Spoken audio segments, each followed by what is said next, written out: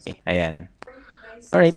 So, I will be discussing our syllabus for today. Ano ba yung magiging requirements natin for this semester for Business Implementation 1. Now, for Business Implementation 1, this is now your pre-launching for your actual business implementation to be happening sa second sem. So, we have a list of things to be accomplished for this sem before we start our business. Yung ang aking i-discuss for today. Let me just find my syllabus. Alright. Okay, sige, let's start. By the way, I recorded mga recorded sessions natin will be posted sa YouTube. So, pwede nyo i-review. Ayan. Let me just share my screen. Oops. Tignan natin si Jovelyn. Ayan. Wala ko. Okay. Ayan. Saan na yun? Saan na yun? Video. Okay. So we are now on BM1T6 of Business Plan Implementation 1. So we are nearly ending yung inyong 4-year course. Ang bilis. Ayan. So ito na yung first sem, then you will be having your last semester next sem. But before that, we have to finish this subject first. So this is Business Plan Implementation 1. This is a 4-unit course. 1 unit lang ating lecture and 3 units for the laboratory. So we leave you to do, meron naman akong ginawang checklist eh. So nilagay ko na lahat doon. All you have to do is to accomplish and submit. Okay, so total hours is we have 72 hours. Okay? Let's go straight sa gagawin natin kasi I'm sure you are already aware naman dito sa vision, mission, goals, college program objectives. Ayan. So dito tayo. Ayan.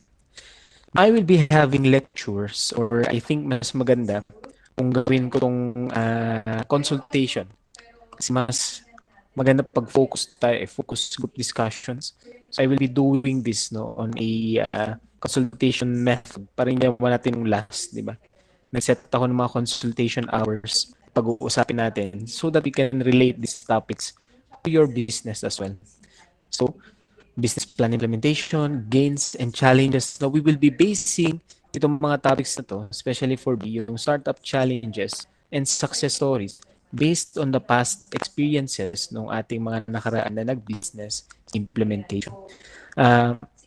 You are lucky, if I may say, you are lucky na hinati yung business implementation into 2 parts. Kasi problems na nangyari nung past na business implementation is linagay lang siya sa isang SEM. Yung pre-launching, there are a lot of activities to be done really in pre-launching. No? Naubos na yung hours nila to complete yung buong business implementation. So, the pre-launching activities, ito ang kailangan nating gagawin. We will be reviewing your business plan. Yung sinubmit nyo nung nakaraan. Okay, na business planning, last sem. May nagtanong sa akin, sir, what if kung papalitan o may gusto kami palitan na parts sa business plan, pwede ba namin palitan yung business plan? Of course not, kasi yan yung initial report nyo. But the changes that will be done will reflect sa ating ito. Saan yan? Sa ating narrative report. Okay, hindi ko siya na-include dito. I will include that. Yan. Yung parang narrative report natin is the business plan implementation report to be submitted naman sa business implementation 2. Okay, hindi pa dito yun business implementation 2. By the end of the whole business implementation na yun, you will be doing a report. And doon magre-reflect yung change made. Kasi I'm sure there are a lot of changes. Ganyan talaga ang business. No? As long along the way, meron tayong gustong palitan, meron tayong gustong i-improve. And that reflect on your business implementation narrative report. Yung business plan na sinabit nyo sa amin last sem, that would be final for business planning. Okay. And admit lang natin si Susan. Right. After that, ito yung require ko sa inyo nung last week, yung business lean canvas model. yung sinubmit nyo for the competition, isasubmit nyo uli sa akin through Google Classroom. So, mapupost ako doon ng assignment. I-attach nyo lang yung ginawa nyo business in Canvas. Okay? After that, we will be doing a business pitching again, which we all have already done, di ba, yung business planning. Pero I want you to make improvements. Kasi for the business pitching, we will use this as your marketing video, no, for your part siya dito sa pre-launching marketing kasi mamaya i-discuss ko kasi you will be doing your online store, no, to Facebook. So the business pitching, po-post nyo doon. Okay? Right, ito na yung mga medyo ma-document na gagawin natin. I need you to register your business name sa DTI. Sir, can we still change our name? I assume na yung name na bigay nyo sa akin sa business planning is your final name. So that should be the name that you would be registering sa DTI. Ang kagandahan ngayon kasi is DTI, you can register online. Okay, pwede na kayong mag-register online. Okay. Oh, admit natin sila. Okay. Kung masyadong madami ito, you can divide and conquer. Anyway, you are 4 or 5, 4 in a group naman. Okay. Trademark, by now, di ba you have your logos. Okay, ito yung something na we are trying to establish in the future business implementation. Sir, can I still improve my logo? Yes. Okay, I will say yes. Dahil we will file for a trademark dun sa inyong business logo. So, you can improve. You can still improve. Yung final is something that we will register. Sir, saan namin register? We have a trademark office dito sa patenting office dito sa Benguet State University. So, we could file a trademark para sa inyong mga logo. So that logo will now be exclusive to your business. Kasi we are looking forward, we are expecting na you will be continuing your business in the future. So it is good to be trademark. And I'm sure most of you, kasi may mga nakikita ko sa Facebook, you're already commercializing your kino-commercial yun na yung mga inyong products. And having a trademark will really help your company, especially when you are building already a brand image, no? Or a brand equity. Pa hindi na yan maagaw sa inyo. Yun. Okay, for letter F, we have already been approved dun sa ATB na binigyan tayo ng space, no, for business plan implementation. No? Ito yung gagawin ko. I will be magpipicture ako doon sa area na yun. I will be sending out the pictures to you. We will do this online, no? And you will be creating a layout, no, doon sa lugar na yun. For those na interested mag-open doon na sa ATB yung malapit kila Sir Lassie, doon sa FISREC. Okay? Ayan. So, approve na po tayo doon. And nung last na visit ko, the place is actually good. No? So, yung mga kasi diba yung una nating usapan is we will put up stall sana in front of CTE, yung park. Pero I think that is a better location. No? Yung mga interested na magtayo doon ng kanilang mga stores, UPM me, no? So we can strategize. Okay? Ayan. Yan yung gagawin natin. And of course, if you are one of the groups that will put up your business there, you have to give me a layout. You have to plan the layout. For those that they will be they will decide na doon na lang sa kanilang mga bahay-bahay or you have already chosen a location, you still have to do a layout, no? Layout nyo pa rin yung lugar nyo. Okay? And you have to submit it to me. Okay. Speaking of letter E, in connection to sa business pitch, we will now set up your online business presence through Facebook pages. Okay, so I want you to create a Facebook page, do marketing on that Facebook page, and we will we will start to establish nga yung ating online presence, no, through Facebook. Siguro some of you meron na, pero I want you to improve yung mga Facebook pages niyo. Ayan, yung mga for those na meron na. So mga wala pa, you need to create. Ayan. When I say do not just create that, syempre there should be posts, there should be pictures of your products, there should be your the menus should be present, etc. Ayan. which is also related dito sa pre-launching marketing. I want you to create posters, banners, ads dun sa inyong Facebook page, no, sa inyong business. Also, for those who will be choosing yung mga ano natin, yung may mga physical stores pa rin. Siyempre, you should be having mga tarpaulins, etc. Di ba? Para naman maganda tingnan ng inyong business location, hindi yung bara-bara.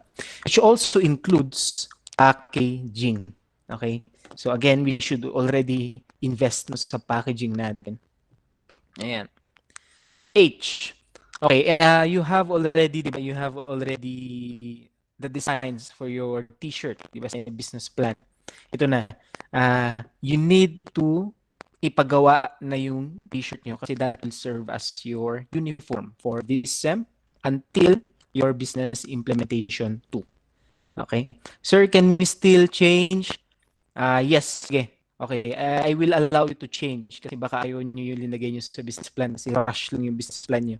So, I will allow you to be more creative no, sa inyong business uniform. And again, this is a requirement. Again, this is your uniform for business implementation 1 and business implementation 2. Basic bookkeeping and records management, we will be having a short seminar no dito. Yun ang requirement ko dito. We will be having a short seminar on basic bookkeeping and records management. I guess this is a 2-hour or 3-hour seminar that everyone should attend. Okay, I repeat, everyone should attend. Maybe I will schedule this around November. Yan, itong requirement natin sa I. Certificates will be given, of course. Ayan. Other documents required for business implementation, ito yung pinapas nyo naman sa amin. I need you to submit your medical or health certificate no, before business implementation 2. So by the end na natin gagawin to. Legal undertaking, this is a contract between you and the department. Articles of partnership, this is a contract between you and your partners. Okay? Please, pag-usapan natin yung articles of partnership. So the articles of partnership includes the following. No? The schedule na papasukan nyo. Dapat agreed kayo dyan. The duties and responsibilities of each member. The sharing of profit. The sharing of loss. Pag-usapan nyo po yan. Okay? Ito yung na-miss namin ng mga past na implementation. Especially for a group na who has a very, very high na naging income. Umabot sila ng 100,000. The production is good. The problem is yung division naman nung kanilang income. Doon sila nagka-problema kasi it is very big. No? Hundreds of thousands is already very big. And I think some members is medyo nasilaw. That's why we need to have an articles of partnership. No? This is a notarized document. Okay, papapirma natin to sa attorney. Even legal undertaking, this is a notarized document. Daily time record, you can use any format or any template that you can buy from bookstores. BTI registration, ito yung from letter D. Hopefully, you have already registered. Business plan, okay, meron na yan. A record book, just buy your common record books, yung mga blue books from the bookstore, and the schedule of duties, which also reflect sa ating articles of partnership. So yan naman ang isasubmit natin. Okay. Siguro may question kayo, sir. Kailan namin isasubmit mga ito? Okay. The deadline for everything is December. Okay. Which means you can pass anything here from this list at any time this SEM. Okay, so you can manage your time. Pwede nyo unahin siguro si uniform o pwede na kayong unahin si DTI as long as you can complete everything by the end of semester. Our goal is everything should be accomplished bago tayo pumunta sa business implementation 2. And something na we are trying to avoid kasi is may kulang tayo na document, nagbi-business implementation na tayo, nag-field na tayo. Huwag yun ang natin gagawin. I repeat, all of this list must be completed before we go sa business implementation 2. Okay? Alright. Ito yung requirements natin. Yan yung mga sinabi ko. Okay. I-discuss ko lang yung ating Alright, ito. I think nabanggit ko na to. All business requirements can be accomplished at any time during the semester, but all must be completed on or before the finals examination. Okay, speaking of which, sir, magbibigay ba kayo ng midterms and finals examination? Um, Supposedly not, no? Supposedly not. Pero I hope may mga nasasabit na kayo bago tayo mag-midterms exam. Okay? Yun ang basis ko rin for your grade ng midterms. Try to submit no things na pwede nyo nang isubmit before the midterms exam. It will also benefit you para hindi maiipon yung gagawin nyo during the finals, no? Check lang natin kung may nag-join. Okay, let's go back here. Dito tayo sa 3, a copy of the revised business plan must be submitted. Okay, sorry, I will delete this. Kasi I decided that the business plan will remain. It will reflect now on your, business implementation narrative report on 2. So disregard natin sa number 3. Okay, number 4, the groups must maintain a folder for personal and group documents. So I think the better na pwede natin gawin dito is you can submit the folders to me and I will keep the records for you. Okay, I think better yun para hindi mawala-wala yung ating documents. Communication should be open among the partners at all times. So please talk to one another, okay? Do not make decisions on your own. Very important yan, especially for business implementation. And that is a common mistake being made by our past entrep students. They are making decisions for themselves. If you are working as a group, you must talk before making any changes on your business. All changes and conflicts among members must be reported to the advisor the soonest time possible. So we could try to fix the problem before it's too late. No? Just like my example earlier, they have an income, of 100, I think that's 125,000, and they had a problem when it comes to profit sharing. Okay, hopefully that will not happen to your group. All students must comply with proper conduct of students as embodied on the Student Code of Conduct and the previous provisions of the legal undertaking. Again, legal undertaking is the agreement between you and the department. I will be sending, by the way, the format dito sa legal undertaking. Do not hesitate to ask questions. Students are strongly encouraged to contact the instructor through my messenger or my email account. Ayan, I'm sure most of you are already familiar with my email account. Please know that we may not be able to respond. Ako, I am trying my best to respond talaga. Pero it is best that you contact me through email para hindi matabunan sa messenger. Okay? Ayan. Okay, that's it. Actually, medyo madali lang yung siguro madali lang yung gagawin natin for business implementation 1. Now, okay. Sir, how about our consultation? Again, you will set the consultation, no? But if no one is setting a consultation, ako ang magsiset ng consultation. Yung parang ginawa natin in business plan implementation. Diba? You remember, I have set 1 hour per group and updated you on what to do on what are the updates on your business planning. We will do it here. Ganun na din. If no one will schedule a consultation. Sir, how will we access yung videos of the consultations or the discussions?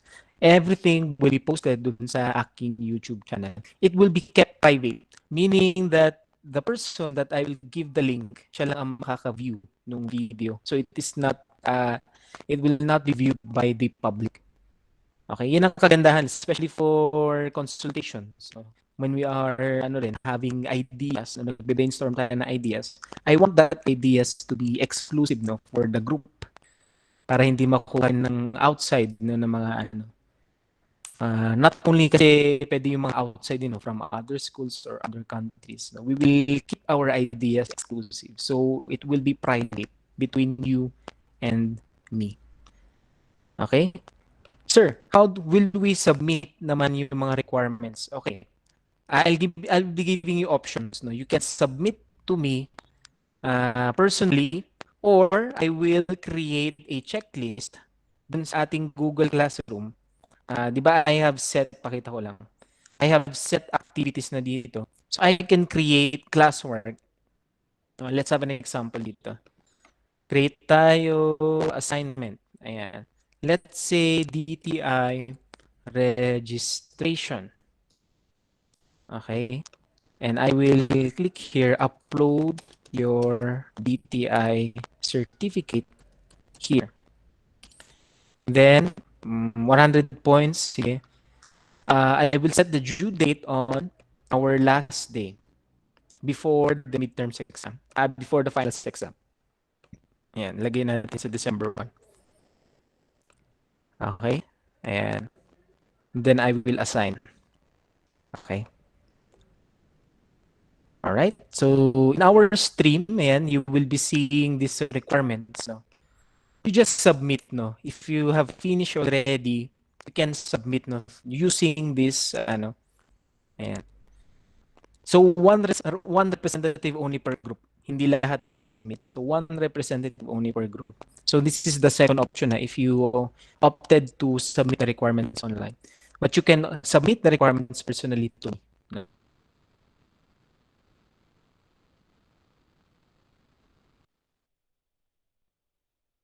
Very short lang ating orientation no, dito sa business plan implementation. I just want to give you the checklist on the things we have to accomplish. And I will be giving kasi better advices or insights no, when we do our group consultations. So before we end, do we have questions po? Sige na, you ask your questions.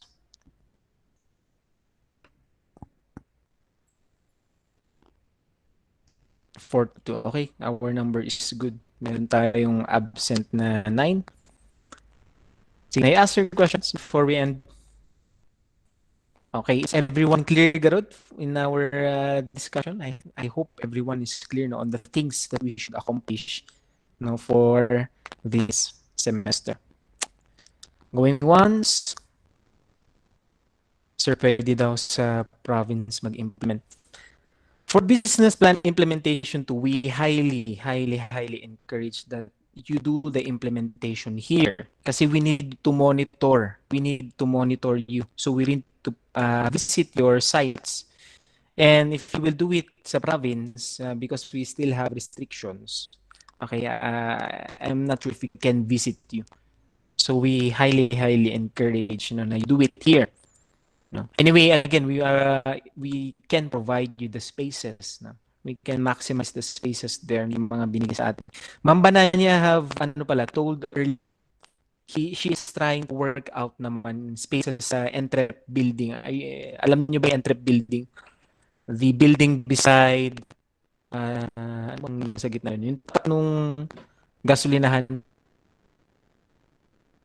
yung entrepreneurship building doon. She's trying to work out na some of and other questions? Okay. All right. I think we have we still have to establish something. Since this is most of the activities are group activities, and hopefully not, but I think some will not be contributing. Ganito ang gagawin natin, no? I will be, by the end, I think I will set this as your final examination lang. I will be giving you again a peer evaluation. No? But this time, if a group member will not be contributing anything, I'm sorry, but I have to fail you. Kasi mabigat po yung business implementation. It will dictate everything na pinag-aralan natin in business, all of our entrep subjects. This is now the culmination of everything. No? So, if someone will not be helping dito sa business implementation 1, I will not allow you to go to business implementation 2. So sir, what will happen sa mga natanggal? You will have to do the business planning, individual. So I will force you to do your own business planning. I will force you to do your own business implementation 1, and you will do your own business implementation 2. Okay? Medyo mabigat. I'm very sorry, but I have to do this. Again, this is now the last part of your course. So dapat everyone should contribute something. No? You should give your 100%. Again, the peer evaluation will be confidential. No, I will inform the person that you want to na wala naman ako contribute personally, and I will give the requirements to him or her personally. So, wag kayong maawa sa mga groupmates nyo na wala naman tinutulong, okay? I hope everyone will agree to that statement. Okay. So, no more questions? I'm very sorry, medyo strict ako ngayon sa implementation, not like my other subjects. Kasi mabigat to, promise. Mabigat ang implementation. No? Okay, if no more questions, sige, can I request everyone to please turn on their cameras for the attendance checking and picture taking. Ayan, so please turn on your cameras. Cameras. Okay lang po pag di pa naliligo. Buti si Bernally, no? Fresh na fresh. Others, please turn on your cameras. Magandang hobby yan, Nessie. Ano yung ano mo? Ano yung tawag dyan? Maganda yan. Actually, magandang hobby yan. Nakaka-relax. No? I forgot the term. Others, sige na, turn on your cameras. Absent yung iba kung walang camera. Matulog natin yung iba. Okay. Let's wait.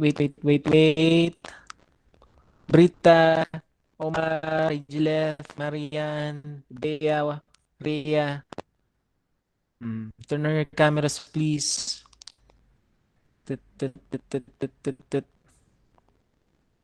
Kendrick, Gracelyn. Ayan. Okay. Before I take my picture, bakit hindi kayo, ano na yung isang subject? Forgot yung bagong teacher. Hindi daw kayo namamansin. Yung bago nating teacher, pag nagtatanong siya, pansinin niyo siya. Okay? Alright. Count of 3, give me your best smile. 3, 2, 1. Smile. Okay. Very good. Okay. If you have more questions, you can PM me personally. So thank everyone for attending our short orientation. I will see you on the group consultations. Goodbye. You can log out now. Thank you. Thank you, Thank sir. you. Bye, sir.